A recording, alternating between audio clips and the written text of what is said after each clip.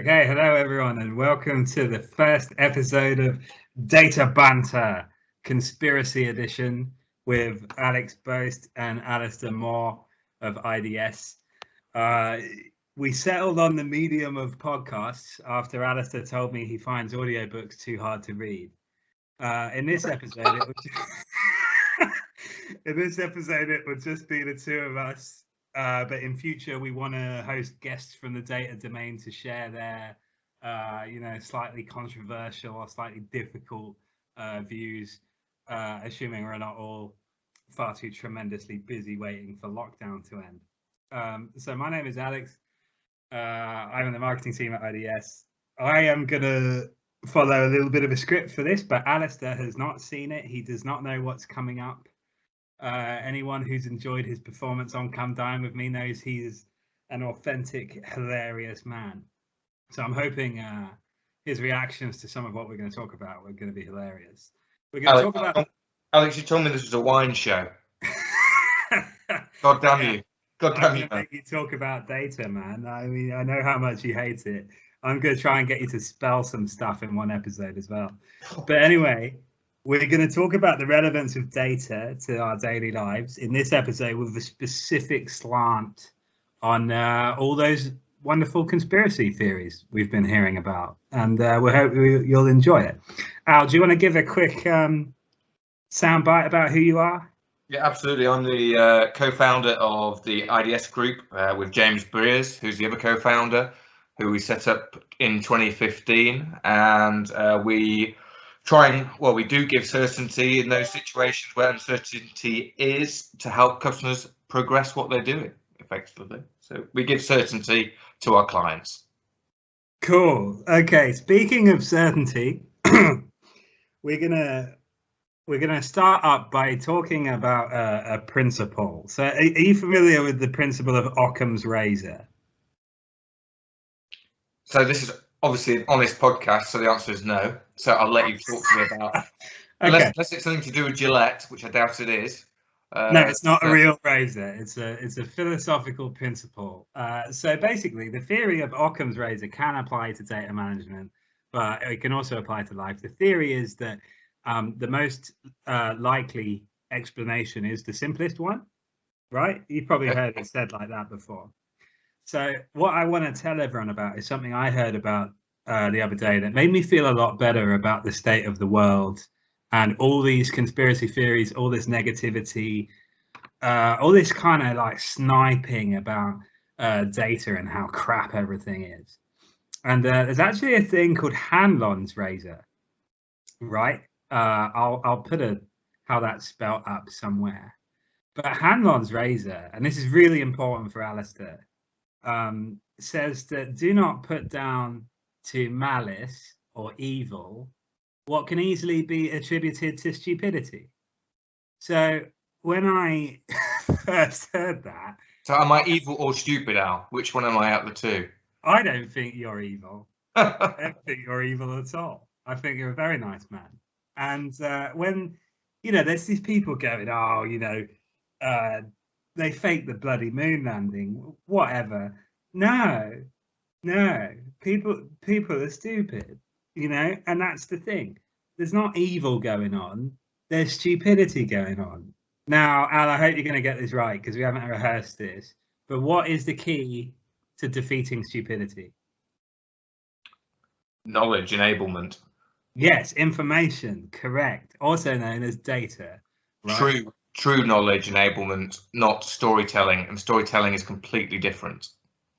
Yeah, absolutely. And there can be some elements of storytelling as a result of data, but ultimately we must seek information to make better decisions to overcome ignorance, stupidity, and also malice, right? So thinking about that, let's move quickly into today's big topic, right?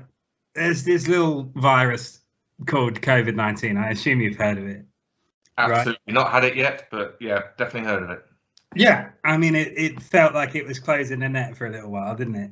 And what that meant was for like a year, we've been presented with daily charts and data Oh God, yeah. All day, every day, right? Yeah. And it's a bloody nightmare. Because if someone says Alasdair is 400% more intelligent today, what does that mean? Where's the context? Where's the relevance? And actually, if you're timesing by 0, you're not getting anywhere, are you? So some of this stuff needs context, it needs relevance, it needs what we call metadata, right? I think it's that usual issue, Al, especially with, you're giving information back to a huge community and society that not necessarily understands where this information is being got from in the first place.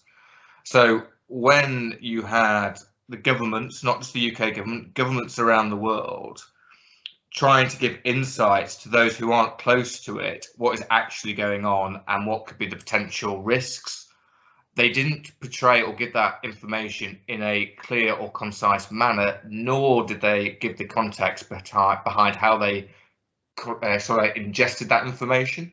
So it was almost like a black hole with even bigger black hole behind it, with no description of just jump in and this is what will happen. There's no decisiveness behind it, and like you said about stupidity and evil, if you don't know what you don't know, you can only make assumptions by what you're told, and the easiest route is to believe what you're told. But then after time, if that information is so unbelievable or isn't backed up by true events, then that kind of idea won't be believed by the majority, hence why you had the situation of people breaking lockdown rules. You had the government trying to bring in new ideas and they're just being thrown back by cabinet, by business leaders. Yeah, sorry, I waffled on there, didn't I? But yeah, God, yeah, you're right. I mean, the thing about data, and to borrow a phrase, if you torture it enough, it will confess to anything, right? And the fact is, what this whole scenario with COVID has shown us is that our ability to interpret and ingest and analyze data is really crap. We are not very good at this. Actually, are we not? Is it not that we're not good at it, or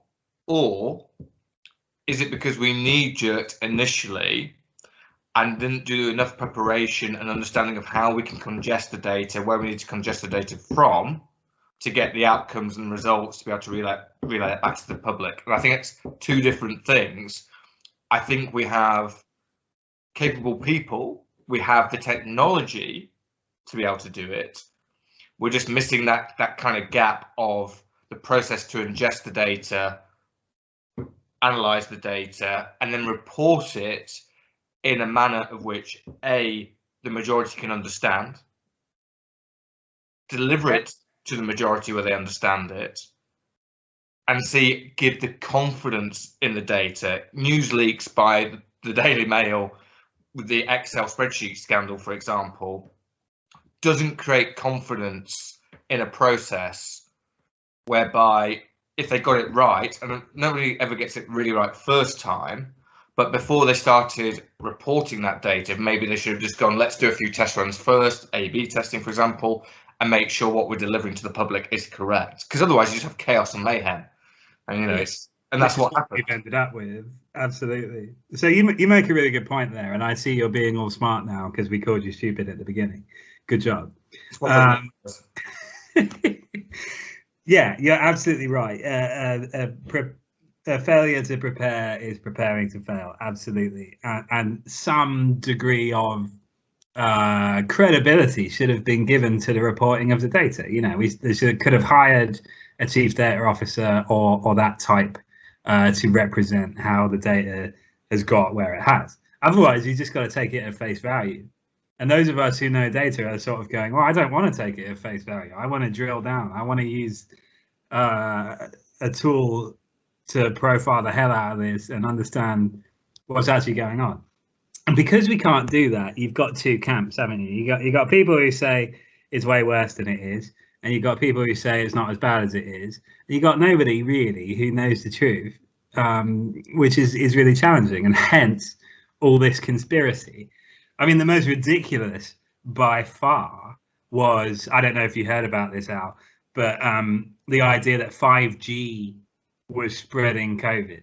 Oh, that was a joke. I mean, in all sincerity, when I heard that, I literally buckled over, A, with laughter, but B, with tears. There's no scientific data towards it either. It was just purely. Do we even know who started that rumor? No, actually, I have a theory on that we'll get to.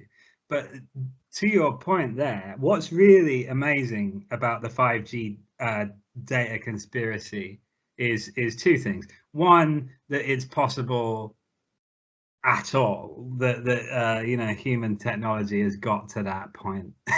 It's just astounding. I think they're going to have real issues storing all the data 5G generates, let alone finding a way to make it infect people with a near deadly illness, right? But the thing it highlighted was that we are making emotional decisions, right? When we're reading stuff and we're presented with, you know, air quote data, it may not actually be data, and then we're reacting irrationally based on our emotions. Now, there was an orange guy in the States for 4 years who made demagoguery a really Do not ask me to spell that word, Alex. I'll kill you. I wouldn't. I'm not that mean. But what Trump did was he made. He was the orange guy. Yeah, Trump's the orange guy. He made appealing to people's emotions and getting them to do stuff through emotions instead of through data. He brought that into the mainstream, and you can see how people have taken that and really run with it.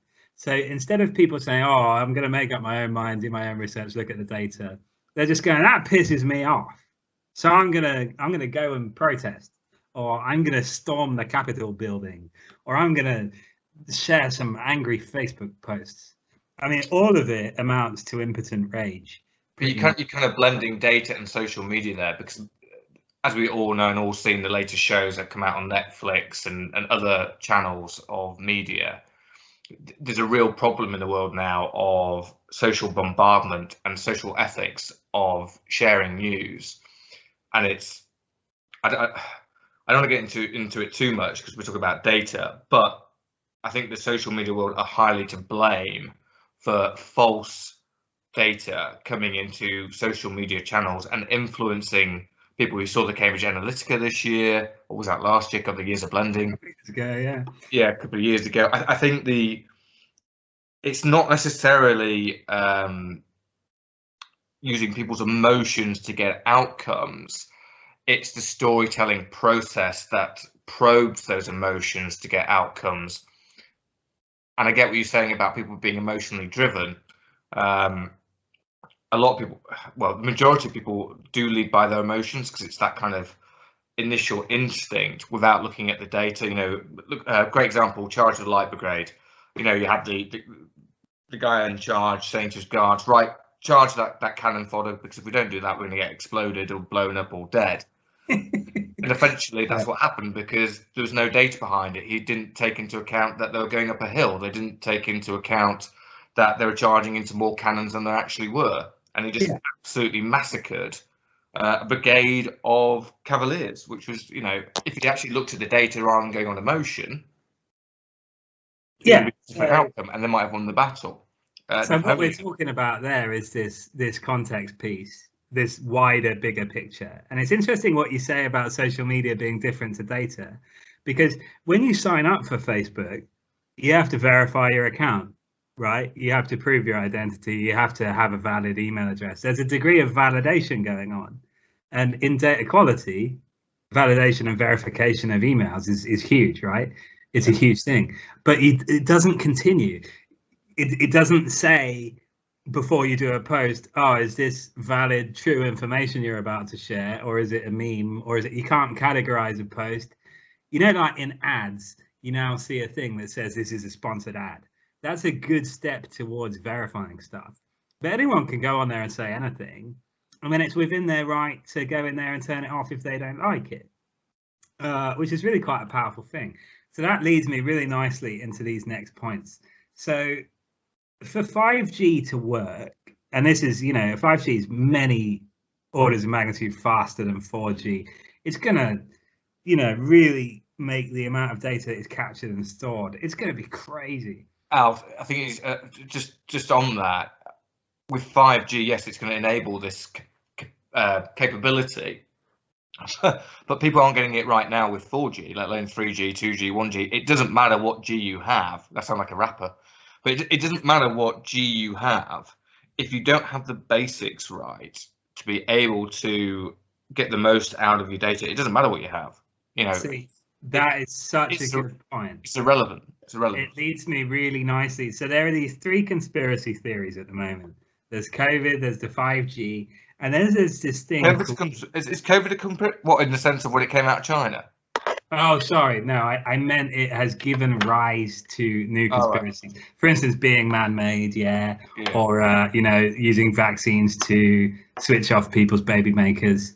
Whatever conspiracy you want to apply to it. There's lots of them, right? And this all feeds into the 5G/4th industrial revolution, this great reset thing. Have you heard about this?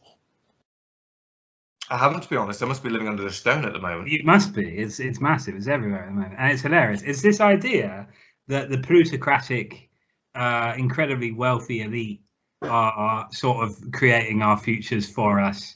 Oh, that's true. That's true. Well, yeah, to a degree. So true. So true. Oh, unbelievably true. And do you think Bill Gates has just coincidentally brought out a book about climate change and the world suddenly going bad with climate? Well, yeah. I'm taking the piss here, by the way. If they start saying you've got to do more lockdowns to save the climate, I think conspiracy theorists should just be called theorists. But anyway, the idea here is that this huge quantity of data could be used to create a global one world government whereby there'll be no crime, right? Because you'd be constantly monitored. But why is that a bad thing?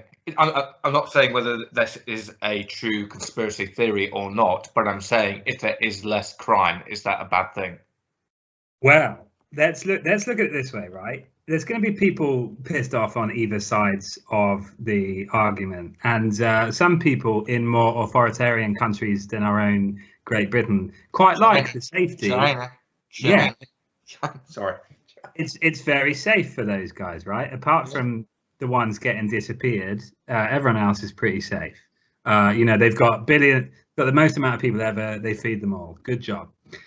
But if this Great Reset thing suggests that all our jobs will be replaced by AI, the central miles away from that. We're nowhere near capable of doing that now. We are not just decades, centuries away from that capability. And AI isn't there to replace us; it's to advance us. Exactly. But the fear is, if the banks create, central bank-backed digital currencies, they control the flow of it. We get given a token of cryptocurrency for, feeding the AI machine once a day. This is the fear that a lot of people online have. And it's interesting that me and you are straight away like, oh, Jesus Christ, we can't even get postcodes right. It's not. It's mild.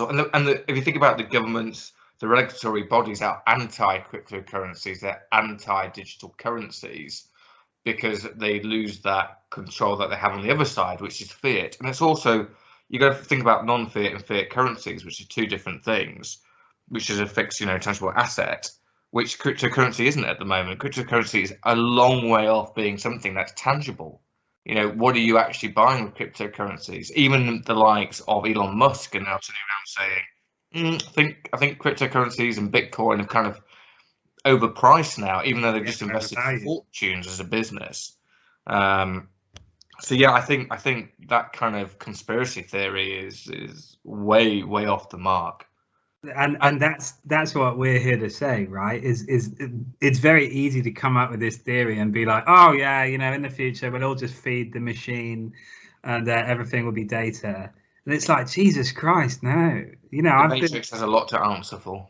I've been to banks that are struggling to comply with regulations that have been out for 20 years. There's no chance of that ever working. But because it's not sustainable. It's not at the moment. It's not sustainable. Correct, and it won't be for a very possibly never will be, right? If we don't improve our maturity and literacy around data to a degree that would enable these things. I mean, ultimately, I think people are bored because they've been inside too long, so they're coming up with. But again, that's a massive. We just honestly, you've hit a massive nail on the head there with a gigantic hammer. With the people are inside, they're indoors, they've got too much time to think. Thinking is actually quite dangerous in some respects because you can end up overthinking, or you can just get to a poor state of mental health and make poor decisions. And sometimes you just want to believe something because it's exciting and something different. So I think that adds fuel to that conspiracy fire. Absolutely. And what's really important, and the reason I wanted to call this podcast Data Banter, is God, nobody's having any goddamn fun anymore, are they? Nobody's laughing. Nobody's enjoying it. I thought we could get some people that have been in the data world to tell some hilarious stories. Just about stuff that's happened to them when they're out and about. And now that we know the world in which we can go on business meetings and go to conferences and stuff like that, it's coming back. It's going to make a comeback. You know, we might have to have had 11 vaccines and a recent negative test, but they are coming back, and we will get to go and have hilarious, you know, and we've got loads of friends who I'm hoping will come on the next episode of Data Banter and tell us some hilarious stories.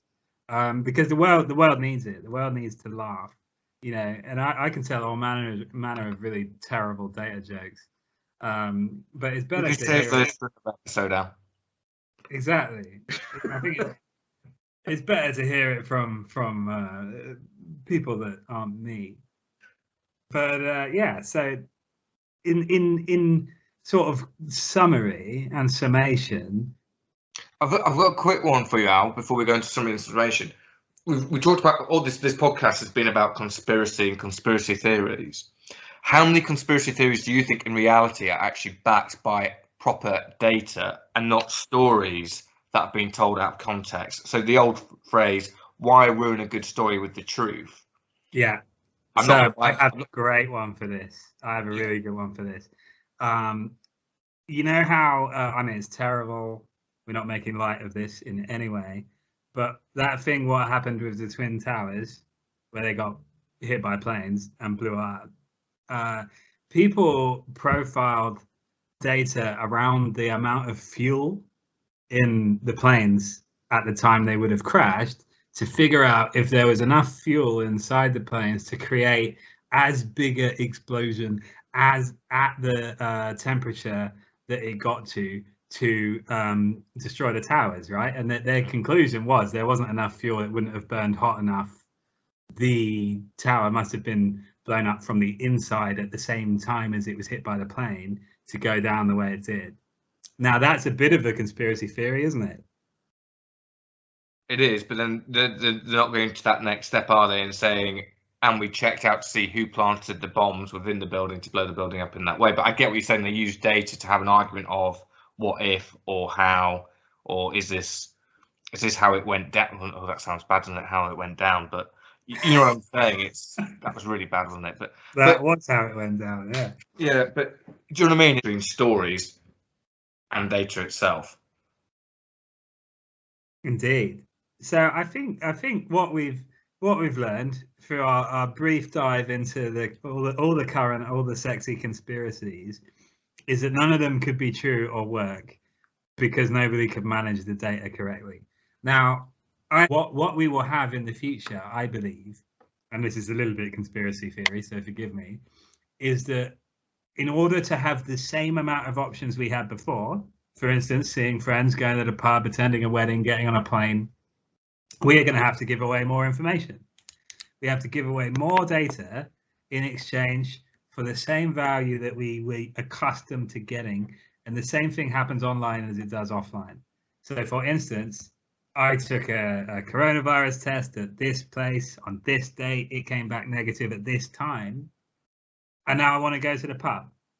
Whereas before you could just go to the pub, right? So this proliferation of data I get that, but that's giving you a security blanket that when you go to that pub, you're safe, and the other people who want to go to that pub know they are safe and not going to be at risk of having a chronic chest infection or whatever it might be that the coronavirus creates. It gives them that kind of, that's data for good, and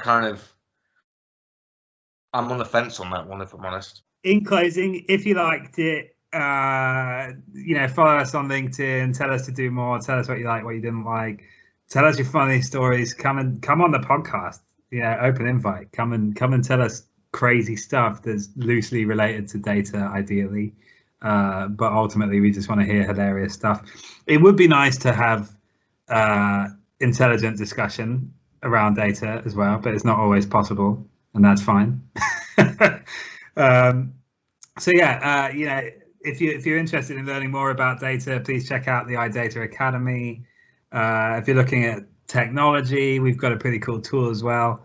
Think about checking that out if you want some. I can drop some links and stuff. But yeah, thanks for listening, and we'll be back with episode 2. I have no idea what that will be on. Maybe conspiracy theories again when people tell us we need to do it right. But yeah, thank you very much. I've been Alex. Alasdair has been Alasdair, and we'll see you soon. Thanks very much. Thank you very much, everybody. Ciao.